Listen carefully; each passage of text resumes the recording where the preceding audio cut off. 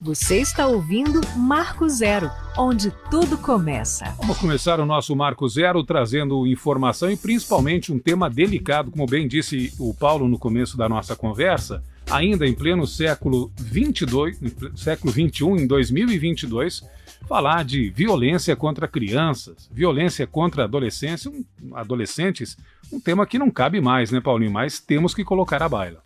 Moacir e ouvintes, observem esse dado. Um estudo do Unicef, que é o Fundo das Nações Unidas para a Infância, sobre os impactos da pandemia da Covid-19 na saúde mental de crianças e adolescentes, mostra que a cada 7 pessoas entre 10 e 19 anos, uma a cada 7 pessoas entre 10 e 19 anos sofre de algum transtorno mental, que pode levar à incapacidade ou até à morte. Esse estudo, obviamente, é mundial. Esse é um assunto preocupante que está ligado diretamente à violência infantil ou infanto-juvenil e que pode ser debatido, deve ser debatido permanentemente na sociedade. Aqui no Paraná, o Hospital Pequeno Príncipe é referência de atendimento e realização de campanhas de combate ao abuso e exploração, violência sexual contra crianças e adolescentes. Para ampliar esse debate, a gente recebe aqui, de forma virtual online, a nossa convidada, que é a Thelma de Oliveira, profissional graduada em Educação Física e Psicologia pela Universidade Federal, como a gente já apontou, e ela que é assessora da diretoria do Hospital Pequeno Príncipe desde 2013. Bom dia, Thelma, seja bem-vinda ao nosso programa, obrigado por atender ao nosso convite, é um prazer recebê-la.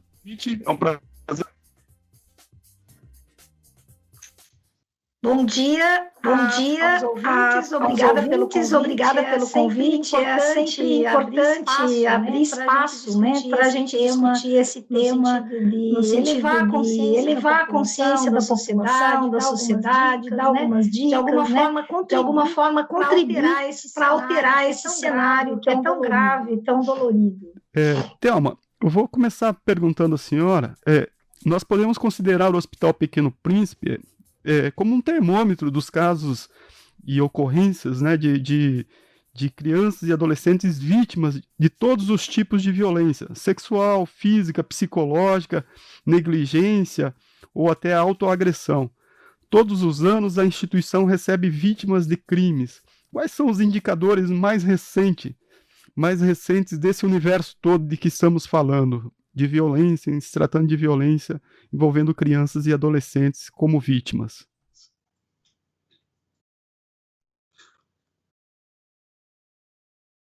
Thelma, tivemos um probleminha na nossa conexão.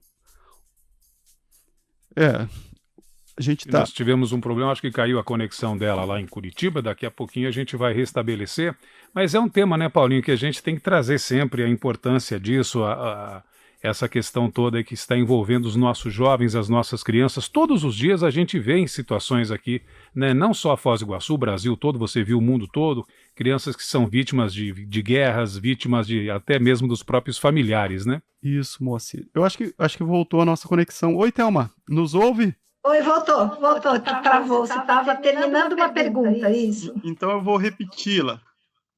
A gente considera, e isso é um ponto passivo aqui no Paraná, o Hospital Pequeno Príncipe como um termômetro dos casos de crianças e adolescentes vítimas de todos os tipos de violência. Essas violências são sexual, física, psicológica, negligência ou até autoagressão. Todos os anos a instituição recebe vítimas de crimes. Quais são os indicadores mais recentes desse universo que você pode nos destacar para a gente iniciar a nossa conversa? Na verdade, veja só, a violência ela é um fenômeno histórico e antigo, né? Há décadas nós lutamos para reverter essa situação. Quando eu digo nós, eu falo conselhos de direito, organizações da sociedade civil, em alguns momentos até autoridades do governo, né? Buscam atuar nessa área. A pandemia ela intensificou algumas questões, alguns problemas. No caso das crianças, ela trouxe parece que escondeu um pouco, né, a violência que continuava acontecendo, No entanto, quando a gente fecha os dados de 21, a gente percebe que nos últimos 5 anos, ali no Pequeno Príncipe, nós temos entre 550 crianças a 620, em torno disso, né? A cada ano. Isso dá quase 2 crianças por dia, né? É um dado bastante preocupante e o que chama muito atenção nesses indicadores, nesses últimos anos, para mim, são 3 problemas. Primeiro é a faixa etária atingida. 70% dessas crianças têm apenas de 0 a 6 anos. Nós estamos falando de crianças que não sabem se defender, que não aprenderam ainda a entender o que acontece, se expressar corretamente, nomear um sentimento, reagir perante uma ameaça, enfim. Isso é bastante preocupante porque nessa idade é a idade mais importante para a criança se desenvolver bem, né? Então, como isso vem aumentando, e uma coisa que assusta bastante também são 208 crianças de 0 a 2 anos. São bebês. Né? O outro ponto é a questão da saúde mental, que, como você comentou aí no período de pandemia, ele alterou bastante esse dado, e não só problemas graves, mas desde depressão, isolamento, uma série de manifestações de sofrimento psíquico as crianças vêm me apresentando. Antigamente a gente lia o suicídio é o maior sinal. A gente teve 52 casos de tentativa de suicídio entre crianças e adolescentes. Mas o que chama atenção é que o suicídio era um fenômeno muito mais de um jovem adulto, de 20 e poucos anos. Depois ele desce para a adolescência. E agora a gente tem crianças com ideação suicida e tentativas de suicídio. Isso aponta que o aspecto de saúde mental na infância e na adolescência passa a ser uma prioridade, né? Eu faria esses comentários assim, iniciais, né? Para a gente poder seguir a conversa dando mais detalhes, de acordo com o interesse de vocês. Mas esses dados são bastante preocupantes. Extremamente preocupantes, Thelma. É possível, com base nesses estudos e diagnósticos que vocês fazem para o acompanhamento das vítimas, estabelecer um perfil dessas crianças? E em quais lugares as crianças e adolescentes mais sofrem violência? Veja só, um pouco do perfil a gente passou pela idade, né? Das crianças que chegam lá. Nós atendemos como unidade indicadora da rede de proteção crianças de 0 a 12, de todo tipo de violência. Mas tem chegado, como eu comentei, mais crianças menores. Outro dado é que na violência sexual ou exploração sexual, a maior parte são meninas, né? Já para a violência física são meninos. A maioria desses casos que chegam para nós, das crianças menores, é a violência doméstica que acontece no seio da família, dentro de casa. Ou com o familiar, ou com o cuidador, ou com algum parente. Né? Isso de uma forma geral. A violência institucional, ela é mais... O que é uma violência institucional? Né? Alguma agressão que ocorreu num abrigo, numa escola, numa instituição que deveria estar cuidando daquela criança. Já para os adolescentes, a violência mais predominante é no meio ambiente, no externo, né, nas relações sociais, o que é natural, porque eles estão mais expostos. Né? Esse perfil mostra exatamente o fundamento de uma cultura machista da nossa sociedade, porque o fato das meninas serem a grande maioria na exploração sexual é porque alguns homens ainda pensam que a mulher é um objeto a ser utilizado, né, para o seu prazer. Isso se reproduz na relação com as crianças. Essa estrutura social de poder, estabelecida culturalmente na nossa sociedade, é o que suscita, é o que impulsiona esses atos de violência, seja em relação à criança, seja em relação à mulher. E hoje a gente assiste dentro da violência doméstica muito a ideia daquele homem, né, que quer ser muito machão, muito guerreiro, muito poderoso, e usa do seu poder físico, de autoridade que se atribui, usando isso para maltratar mulheres, filhos, né? E isso precisa ser interrompido, né? Mas não é só a gente falando dos dados, né, que a gente vai conseguir interromper, a gente falando também o que causa esse tipo de atitude, da onde vem essa cultura, o que a gente precisa modificar nela, essa forma de pensar, de agir, né, das pessoas. Acho que isso também é muito importante. Perfeito, Thelma.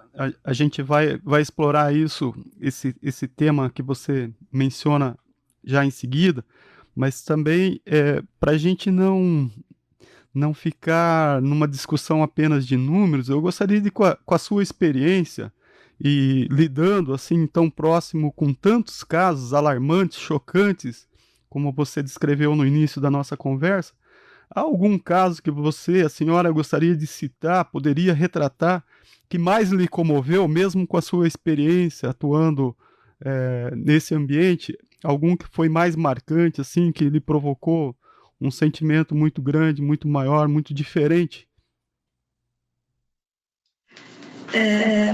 Talvez eu cite dois casos que são para mim muito tocantes, né? Eu já vi vários, tá? Mas um especialmente me tocou muito, que são meninas que engravidam de abuso sexual dos seus pais.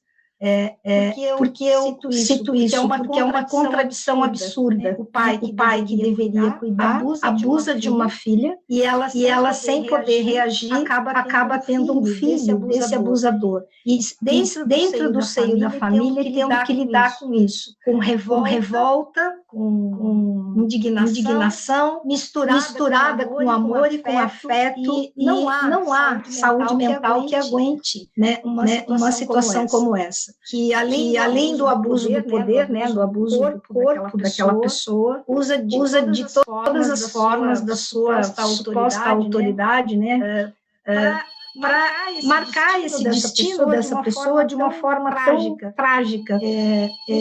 Um filho é uma coisa muito importante, muito boa na vida da gente, mas vinda de uma situação como essa, ele é muito contraditório. Teve um caso no hospital que me chamou muita atenção, me tocou bastante. Não é exatamente uma violência sexual física, mas é uma violência do ambiente. Um bebê morava numa casa onde traficava droga, e a avó deixou em cima da mesa cocaína, e esse bebê comeu a cocaína, e ele veio a falecer, né? Isso também é muito difícil de lidar. E aquela criança deveria estar sendo cuidada, né? E ela foi exposta a um risco, foi levada à morte por uma negligência, por um descuido da família. Um ambiente tóxico, não em relação à droga em si, mas um ambiente que não favorece a proteção e o cuidado. Acho que esses dois casos, para mim, foram assim, os que mais mexeram com a minha emoção. Muito, muito chocante, né? Tudo isso, e é importante a gente trazer esse tipo de informação para que a sociedade, né, ajude a sociedade em seu esclarecimento sobre todo esse problema e também em ações para superá-lo, né, que deve envolver, obviamente, o poder público, mas também passa pela sociedade, ou seja, pelo papel de cada um de nós. Thelma, eu gostaria que você abordasse, respirando um pouquinho aí, abordasse o que é esse impacto dessa violência toda principalmente na primeira infância, né? Esse caso que você acaba de nos relatar aí parece surreal, né? Mas isso acontece e há outras formas de violência que acontecem diariamente, inclusive perto da gente, né? Gostaria que você tecnicamente, através do seu trabalho aí junto ao Pequeno Príncipe, nos descrevesse que tipo de impacto as crianças que sofrem essa violência na primeira infância vão ter ao longo da sua vida, tanto as consequências mentais como fisiológicas negativas aí ao longo da sua vida futura. É muito interessante essa sua pergunta. Existem alguns estudos durante a guerra. Foi um dos primeiros estudos feitos sobre o efeito, né, da falta de amor ou de um ambiente como é que eu vou dizer assim, frio, né? Foram estudados no tempo da Segunda Guerra, abrigos de crianças, onde a instituição ela tinha tudo certinho, ela tinha a cama, ela tinha a comida, ela tinha a roupa limpa, elas estavam de certa forma cuidadas materialmente, só que elas não tinham uma relação afetiva, carinhosa, de conversa, de relação humana. A ausência dessa relação produziu nessas crianças uma série de efeitos que depois, mais tarde, foi chamado de estresse tóxico. O que é o estresse tóxico? Ou é o abandono, ou é a violência mesmo, famílias que gritam, que brigam, que batem, que deixam de castigo, que criam um ambiente sufocante, né, para a criança, faz com que esse estresse seja permanente, contínuo.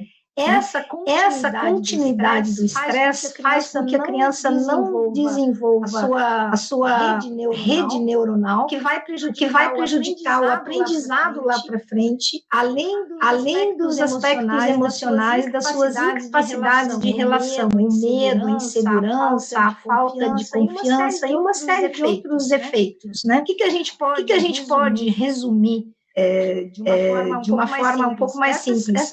Essas crianças que são submetidas a esse estresse tóxico, seja pelo ambiente agressivo, seja por exploração sexual, seja por violência física, por qualquer tipo de ação de opressão, né? Ela vai se tornar um adulto com uma série de limitações intelectuais, cognitivas, emocionais. E ela vai se tornar um adulto com muita dificuldade de ter autonomia, de viver na sociedade, de arrumar um trabalho, de se cuidar, de formar uma família, enfim, de se sustentar. Né? E se a gente pensar hoje, né, nesse número de crianças, nesse ambiente que a gente vive, bastante preocupante, porque nós estamos falando de uma geração toda. Teve um efeito só emendando aqui uma coisa que me ocorreu. Normalmente o senso comum acha que a Covid não afetou as crianças. Parece que as crianças passaram impune porque elas tiveram menos casos, né? No entanto, tem alguns efeitos que são muito importantes, além da questão da escola, da interrupção da relação, da socialização, é a questão da orfandade. Muitas crianças perderam seus cuidadores, suas avós, seus avós, pais ou mães, e a gente tem identificado que nós estamos vivendo uma geração, depois pós-Covid, de órfãos. E essas crianças serão filhas de Estado, vão para organizações e o Estado, alguns não são bons pais e boas mães, né, para essas crianças. Repetindo, né, aquele estudo que eu me referi, a Segunda Guerra, são crianças institucionalizadas que fazem 18 anos e depois são soltas no mundo para se virar sozinhas, sem ter essas ferramentas para poder lidar com a sua vida.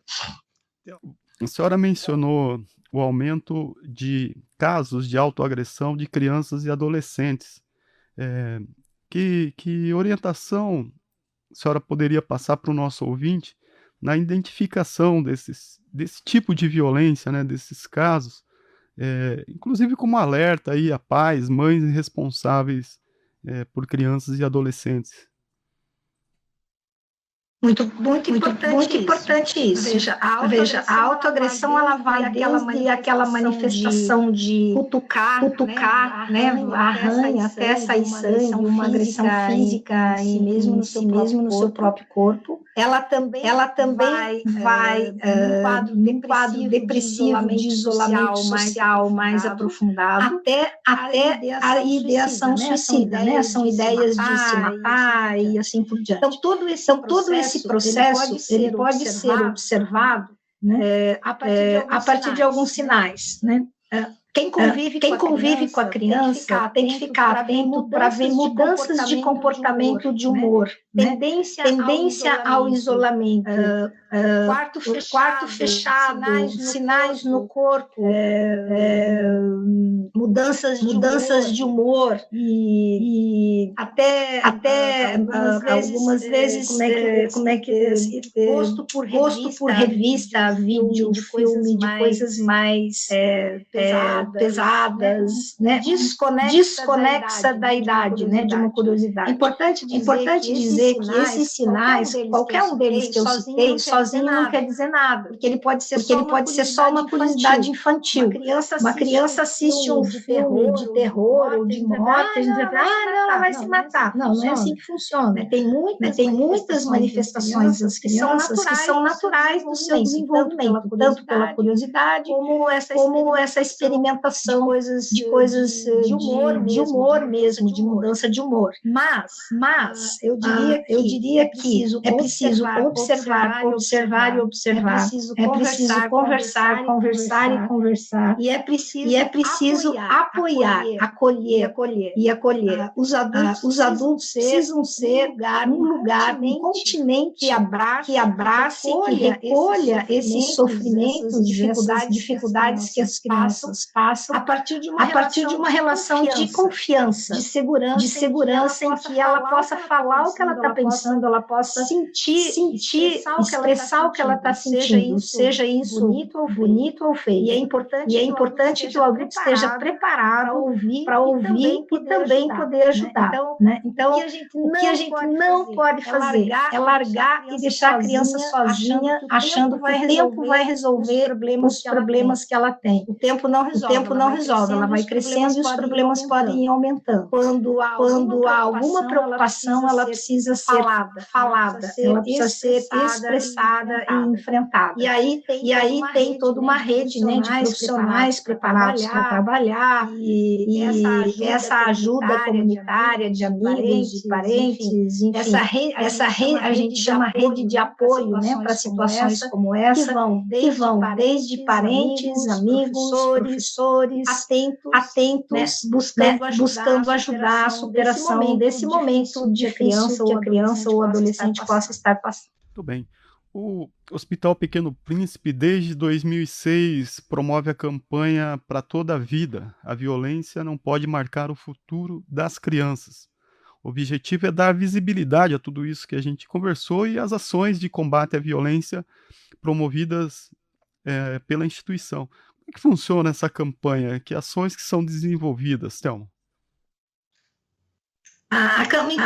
Inclusive a nossa conversa aqui também tem a ver com essa campanha, né? A nossa assessoria busca nas rádios, nas TVs, espaço nesse período para a gente poder falar desse tema, alertar a população, chamá-los para agirem, né? Como cidadãos que participam, que atuam, que denunciam, né? E como que funciona? Primeiro busca sensibilizar vários parceiros e a população de uma forma geral por muitos canais, né? Nessa conversa que a gente está tendo aqui, a gente escreveu livros de poesia, inclusive aí em Foz do Iguaçu tem dois livros nossos de poesia que buscam o empoderamento das crianças, a autoconfiança, e eles estão disponíveis hoje numa segunda versão num caminho do Facebook, chama Eu Sei de Mim. Então se alguém se interessar e procurar no Facebook Facebook, Eu Sei de Mim, vai acessar